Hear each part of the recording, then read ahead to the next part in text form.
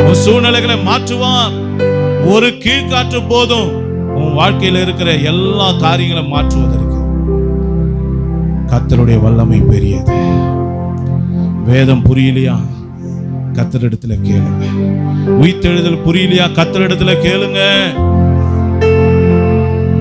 வேத வசனம் புரியலையா? கர்த்தரிடத்துல கேளுங்க. கள்ள உபதேசத்துக்கு உங்களை விலக்கி காப்பதற்காக கர்த்தர் உங்களோடு கூட பேசிக் கொண்டிருக்கிறார். அப்போது மனம் திரும்பினது போல நீங்களும் மனம் திரும்புவீங்களா? எபேசு சீஷர்கள் தங்கள் தவறை உணர்ந்து சரியான ஞானஸ்தானத்துக்கு ஒப்பு கொடுத்தது போல நீங்க ஒப்பு கொடுப்பீங்களா?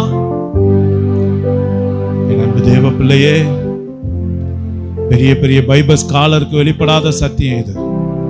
பெரிய பெரிய வேத பண்டிதருக்கு புரியாத சத்தியம் இது. ஆனா பேதையர்களாகிய நமக்கு கர்த்தர் அதை வெளிப்படுத்தி கொடுத்தார்.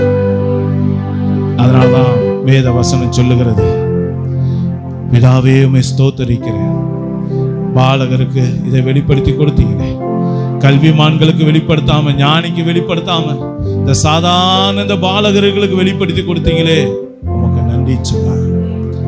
இந்த விலையேறப்பெற்ற சத்தியம் உங்களுக்கு கொடுத்தது கர்த்தருடைய கிருபைங்க. ஒரே தேவன்ற சத்தியம் இன்னைக்கு உலகத்துல இல்ல.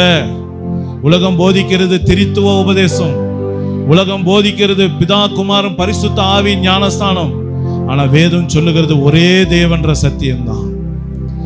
அவர்தான் பிதா, அவர்தான் குமாரன், அவர்தான் பரிசுத்த ஆவியாய் இருக்கிறார்.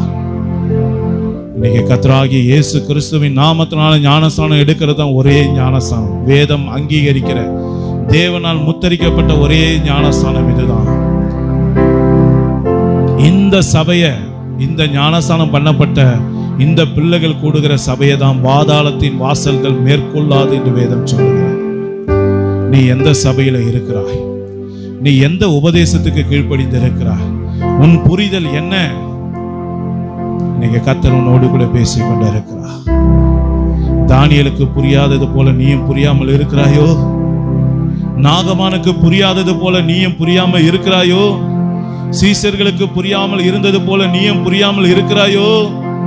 இஸ்ரவேல் ஜனங்களுக்கு உயிர்த்தெழுதல் புரியாமல் இருக்கிறது போல நீயும் ஞானஸ்தானத்தை குறித்தும் தேவத்துவத்தை குறித்தும் புரியாமல் இருக்கிறாயோ? இன்னைக்கு கர்த்தர் உன்னோடு கூட பேசுகிறார். உனக்கான செய்தி இது. என் மகனே, இது உனக்கான செய்தி. என் மகளே, இது உனக்கான செய்தி. இதுவே அப்போஸ்தலர் உபதேசம். இதுவே தேவன் கொடுத்த உபதேசம்.